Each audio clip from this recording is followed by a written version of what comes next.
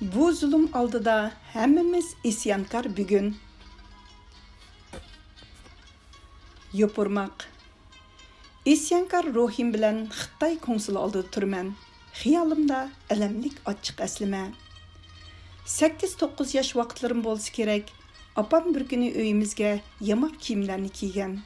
Putida qora cho'xayba, chiroyi bo'lsa shundoq tatrang'u bir Xitoy qizni boshlab keldi. Bu mening Xitoy degan bu millatni tunji ko'rishim edi. Balalıqdagi sabiy oddiy tushunchalar ichida bu Xitoy qiziga inchiklik bilan sap soldim. Chechini kalta qilib kesib olgan bu Xitoy qizi ko'nirab ketgan qora eski yamoq chapan, qora ishdan kiyib olgan bo'lib, putida men hayotimda ko'rib boqmagan qora raq oyoqni kiyib olgan edi. Uning so'lg'in chiroyla necha kun tomoq yemagan bir bechorani esga solatdi. U to'limu yuvosh edi. Uning bechora holatimi yoki yuvosh chiroyimi balliq sabiy qalbimda ich og'ritish tuyg'usi keltirdi. Men hayotimda tunji ko'rgan bu Xitoy qiziga ajablanish ham qiziqish ichida qaraydim. U opam shiraga qo'ygan tomoqni noyda huzur bilan yevatdi. Bu qiz ishkir o'lkadan kelibdi, dedi opam tomoqlar yeyilib bo'lgandan keyingi jimjitlikni buzib. Ishkir o'lkalarda jon biqish tas bo'lg'ashqa bu yerga ming bir jafolar bilan kelib opti. Idoramizga tozliq ishchisi qilib keldi. U qiz Uyg'ur tilini bilmagashga, biz Xitoy tilini bilmagashga sharat bilan ancha-muncha paranglashgan bo'ldik.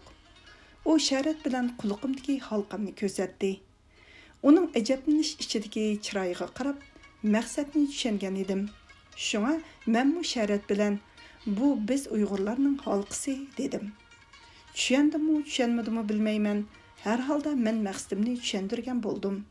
Shundoq qilib, bu bechora qiz bizning har yakshanba kunlari kelib mehmon bo'lib ketadigan mehmonimizga aylandi.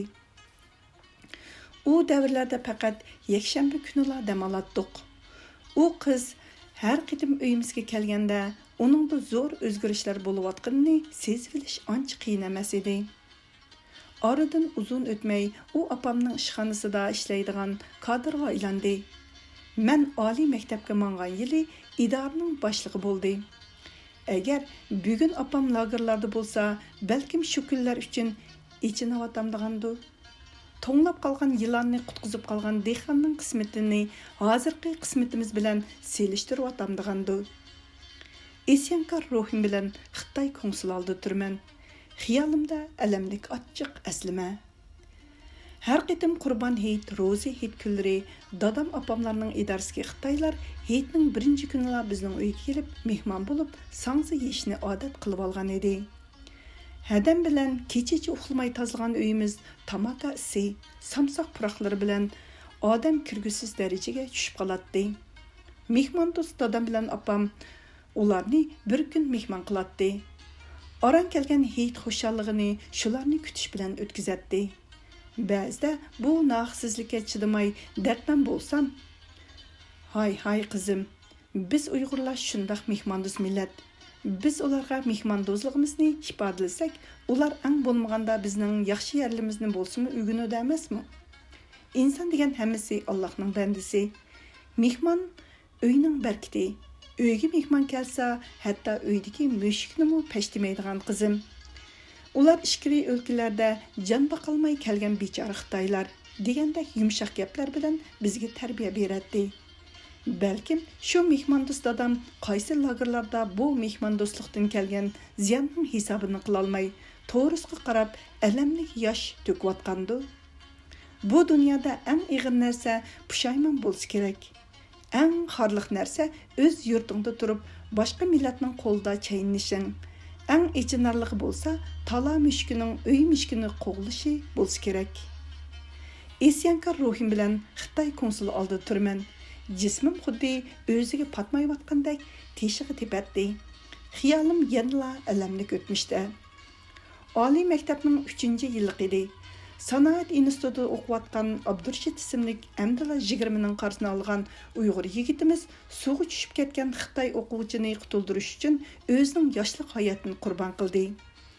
Balkim bundaq hikoyalarni sanab chiqsak, nomerlarning oxirini chiqara olmay qolamiz. Mana bugun shu insonparvar qirinlishimizning aqllari, hadillari zulmda ingrimoqda. Balkim u hayot bo'lgan bo'lsa, o'zining shu insonparvarlik harakatidan qanday xulosa chiqargan bo'ladi-kin? Dadamning doim deydigan so'zlari quloq tubimda jaranglaydi. İnsan biz. Her bir kichkina ishda insondek yashashimiz kerak. Bizning xanzularga qilgan yordamlarimiz inson bo'lganligimizdandir. Undaqda Xitoylarning Uyg'urlarga qilayotgan zulmi inson bo'lmaganligi uchunmi? Türmelarda bir qaçını qo'llarida tutib olgan, qator tizlandirilib, tamoq uchun o'z irodasiga xilof holda majburiy yo'sinda biz Jungoni suyimiz deb tovlayotgan bechara Uyg'ur yoshlarining ko'rinishlarini ko'rgunimda vujudim titirdi. Biz bugun osh berganga mushbar degan bir reallik oldida ingravatatdik. Zulmga uchravatatdik. Bu zulm oldida hammamiz isyonkor bugun.